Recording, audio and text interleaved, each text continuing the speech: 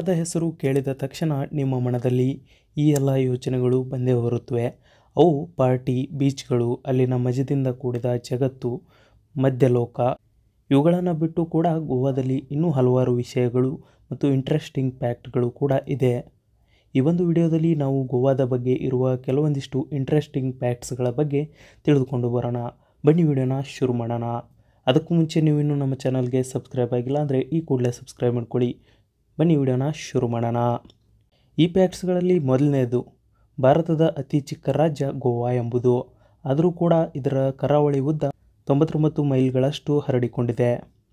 Facts number 2, ಗೋವಾವನ್ನು ಪೋರ್ಚುಗೀಸರು 450 ವರ್ಷಗಳಿಗಿಂತ ಹೆಚ್ಚು ಕಾಲ ಆಳ್ವಿಕೆಯನ್ನು ಮಾಡಿದ್ದಾರೆ. ಇದರ ಪರಿಣಾಮ ನಿಮಗೆ ಈಗಲೂ ಕೂಡ ಸಾಕಷ್ಟು ಕಡೆಗಳಲ್ಲಿ ಈ ಒಂದು ಪೋರ್ಚುಗೀಸ್ ರೀತಿಯಲ್ಲಿ ಕಾಣಸಿಗುವಂಥ ಸ್ಟ್ರಕ್ಚರ್ಗಳು ಕೂಡ ನಮಗೆ ಕಾಣಸಿಗುತ್ತವೆ, ಹಲವಾರು ಕೋಟೆಗಳಲ್ಲಿ ಮತ್ತು ಚರ್ಚ್ಗಳಲ್ಲಿ ಕೂಡ. ಮುಂದಿನ ಫ್ಯಾಕ್ಟ್ಸ್, ಗೋವಾ 1/3 ಭಾಗದಷ್ಟು ಈ ಒಂದು ಕಾಡಿನಿಂದಲೇ ಆವೃತ್ತಿಯಾಗಿದೆ. ಇದು ನಮ್ಮ ಪಶ್ಚಿಮ ಘಟ್ಟಗಳಿಂದ ಆವೃತ್ತಿಯಾಗಿದೆ. ಈ ಒಂದು ಅರಣ್ಯ ಪ್ರದೇಶದಲ್ಲಿ ಹಲವಾರು ರೀತಿಯ ಪ್ರಾಣಿ, ಪಕ್ಷಿಗಳು ಕೂಡ ಕಂಡುಬರುತ್ತವೆ. ಮುಂದಿನ ಫ್ಯಾಕ್ಟ್ಸ್ ನೋಡೋದಾದರೆ, ಗೋವಾ ತನ್ನ ಪ್ರವಾಸಿಗರಿಂದ ತನ್ನ ರಾಜ್ಯವನ್ನು ಶ್ರೀಮಂತ ರಾಜ್ಯವೆನಿಸುವುದರಲ್ಲಿ ಗೆಲುವನ್ನು ಕಂಡಿದೆ ಅಂತಲೇ ಹೇಳ್ಬೋದು. ಇನ್ನು ಮುಂದಿನ ಫ್ಯಾಕ್ಟ್, ಗೋವಾದಲ್ಲಿ ಪ್ರತಿ ಸಲ 2 ಬಾರಿ ಸ್ವಾತಂತ್ರ್ಯ ದಿನಾಚರಣೆಯನ್ನು ಆಚರಿಸಲಾಗುತ್ತೆ. 15ನೇ ಆಗಸ್ಟ್ 1947ರಲ್ಲಿ ಭಾರತ ಬ್ರಿಟಿಷರಿಂದ ಸ್ವಾತಂತ್ರ್ಯ ಪಡೆದುಕೊಂಡಿತ್ತಾದರೂ ಪೋರ್ಚುಗೀಸರು ಗೋವಾವನ್ನು ಸ್ವತಂತ್ರ ಮಾಡಿದ್ದಿಲ್ಲ. ಅದಾದ ನಂತರ ಆಪರೇಷನ್ ವಿಜಯನ ನಡೆಸಿ ಈ ಒಂದು 1961ರಲ್ಲಿ 450 ವರ್ಷದ ಪೋರ್ಚುಗೀಸ್ ಆಡಳಿತವನ್ನು ಕೊನೆಗೊಳಿಸಿತು. ಇದಾದ ನಂತರ ಗೋವಾವನ್ನು ಫ್ರೀ ಮಾಡಲಾಯಿತು. ಅದರ ಸ್ಮರಣಾರ್ಥವಾಗಿ ಈ ಒಂದು ಲಿಬರೇಷನ್ ಡೇ ಅಂತ ಈ ಒಂದು ಡಿಸೆಂಬರ್ 19ನ್ನು ಆಚರಿಸಲಾಗುತ್ತೆ. ಹೀಗಾಗಿ ಗೋವಾದಲ್ಲಿ ಆಗಸ್ಟ್ 15 ಮತ್ತು ಡಿಸೆಂಬರ್ 19ರಂದು 2 ಬಾರಿ ಸ್ವಾತಂತ್ರ್ಯ ದಿನಾಚರಣೆಯನ್ನು ಆಚರಿಸಲಾಗುತ್ತೆ. ಮುಂದಿನ ಫ್ಯಾಕ್ಟ್ ನೋಡೋದಾದರೆ, ಗೋವಾದಲ್ಲಿ ನಿಮಗೆ ಬೈಕ್ ಟ್ಯಾಕ್ಸಿ ಕೂಡ ಸಿಗುತ್ತೆ. ಇದರ ರೈಡರನ್ನು ಪೈಲಟ್ ಅಂತಲೂ ಕೂಡ ಕರೀತಾರೆ. ಇವರು ನಿಮ್ಮನ್ನು ಸುರಕ್ಷಿತವಾಗಿ ನಿಮ್ಮ ಈ ಒಂದು ಡೆಸ್ಟಿನಿಗೆ ವೇಗವಾಗಿ ತಲುಪಿಸ್ತಾರೆ. ಮುಂದಿನ ಫ್ಯಾಕ್ಟ್ಸನ್ನು ನೋಡೋದಾದರೆ, ಗೋವಾ ರಾಜ್ಯದಲ್ಲಿ ಮದ್ಯ ಮಾರಾಟ ಟ್ಯಾಕ್ಸ್ ಫ್ರೀ ಆಗಿದೆ.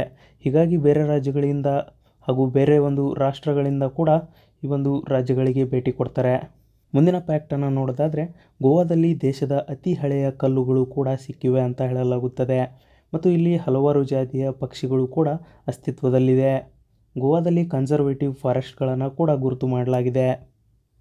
ಗೋವಾದ ಸಮೀಪದಲ್ಲಿ ಈ ಒಂದು ನಿಮಗೆ ದೇಶದ 2ನೇ ಎತ್ತರವಾದ ಜಲಪಾತ ಕೂಡ ಕಂಡುಬರುತ್ತೆ. ಅದನ್ನು ದೂದ್ ಸಾಗರ್ ಅಂತ ಕೂಡ ಹೇಳಲಾಗುತ್ತೆ. ಇದರ ನೀರಿನ ಹರಿವು ಹಾಲಿನ ನೊರೆಯಂತೆ ಗೋಚರವಾಗುತ್ತೆ. ದೂದ್ ಸಾಗರ್ ನೋಡೋಕ್ಕೆ ತುಂಬಾ ಸುಂದರವಾಗಿ ಕಾಣುತ್ತೆ. ಟ್ರೈನ್ನಿಂದ ಹೋಗುವಾಗ ನೋಡಿದರೆ ಮೃಗದ ರೀತಿಯ ಅನುಭವವಾಗುತ್ತೆ. ಇಂಡಿಯಾದಲ್ಲಿ ಏಕಮಾತ್ರ ನೇವಲ್ ಅವಿಯೇಷನ್ ಮ್ಯೂಸಿಯಂ ಅನ್ನು ಕೂಡ ಗೋವಾ ಹೊಂದಿದೆ. ಇಂಡಿಯಾದ ಲಾರ್ಜೆಸ್ಟ್ ಫ್ಲೋಟಿಂಗ್ ಕಸಿನೋ ಕೂಡ ಈ ಒಂದು ಗೋವಾದಲ್ಲಿದೆ. ಅದರ ಹೆಸರು ಈ ಒಂದು ಬಿಗ್ ಡ್ಯಾಡಿ ಅಂತ. ಮತ್ತು ಗೋವಾದಲ್ಲಿ ಜೂಜು ಅಥವಾ ಗ್ಯಾಮ್ಲಿಂಗ್ ಕೂಡ ಲೀಗಲ್ ಆಗಿದೆ. ಮುಂದಿನ ಫ್ಯಾಕ್ಟನ್ನು ನೋಡೋದಾದರೆ, ಸೇಂಟ್ ಕ್ಯಾಥೆಡ್ರಲ್ ಅತಿ ಉದ್ದವಾದ ಚರ್ಚ್ ಅಂತ ಕೂಡ ಹೆಸರುವಾಗಿದೆ. ಇದನ್ನು ಪೋರ್ಚುಗೀಸ್ ಕಾಲದಲ್ಲಿ ಗೋವಾ ವಿಜಯದ ನೆನಪಿಗಾಗಿ ನಿರ್ಮಿಸಲಾಗಿದೆ ಅಂತ ಹೇಳಲಾಗುತ್ತೆ. ಗೋವಾಗೆ ಭಾರತದ ಪಾರ್ಟಿ ಮತ್ತು ಬೀಚ್ ಕ್ಯಾಪಿಟಲ್ ಅಂತಲೂ ಕೂಡ ಕರೆಯಲಾಗುತ್ತೆ. ಗೋವಾ ಒಟ್ಟಾರೆಯಾಗಿ 30ಕ್ಕಿಂತ ಹೆಚ್ಚು ಬೀಚ್ಗಳನ್ನು ಕೂಡ ಹೊಂದಿದೆ. ಅವುಗಳಲ್ಲಿ ಒಂದಕ್ಕಿಂತ ಒಂದು ಸುಂದರವಾಗಿ ಕಾಣುತ್ತೆ, ಹಾಗೆ ಒಂದು ಡಿಫ್ರೆನ್ಸ್ ಕೂಡ ಆಗಿದೆ. ಇನ್ನು ಮುಂದಿನ ಫ್ಯಾಕ್ಟನ್ನು ನೋಡೋದಾದರೆ, ಯುನೆಸ್ಕೋ ವರ್ಲ್ಡ್ ಹೆರಿಟೇಜ್ ಸೈಟ್ನಲ್ಲಿ ಹೆಸರಾದ Basilica of Bom Jesus church ಕೂಡ ನಿಮಗೆ ಗೋವಾದಲ್ಲಿ ನೋಡಲು ಸಿಗುತ್ತೆ. ಅಲ್ಲಿ ಸಂತ ಫ್ರಾನ್ಸಿಸ್ ಕ್ಲೇವಿಯರ್ರ ದೇಹವನ್ನು ಯಾವುದೇ ಕೆಮಿಕಲ್ ಇಲ್ಲದೆ ಸಂರಕ್ಷಿಸಲಾಗಿದೆ. ಈ ಒಂದು ದೇಹವನ್ನು ಪ್ರತಿ 10 ವರ್ಷಕ್ಕೊಮ್ಮೆ ಹೊರತೆಗೆಯಲಾಗುತ್ತೆ. ಗೋವಾದಲ್ಲಿ ಇಂಟರ್ನ್ಯಾಷನಲ್ ಫಿಲ್ಮ್ ಫೆಸ್ಟಿವಲನ್ನು ಕೂಡ ಮೊದಲ ಬಾರಿ ಗೋವಾದಲ್ಲೇ ಆಯೋಜಿಸಲಾಗಿತ್ತು. ಮುಂದಿನ ಫ್ಯಾಕ್ಟನ್ನು ನೋಡೋದಾದರೆ, ಗೋವಾದ ಪ್ರಜೆಗಳಿಗೆ ಭಾರತದ ಈ ಒಂದು ಪಾಸ್ಪೋರ್ಟ್ನೊಂದಿಗೆ ಪೋರ್ಚುಗೀಸ್ ಪಾಸ್ಪೋರ್ಟನ್ನು ಕೂಡ ನೀಡಲಾಗಿದೆ.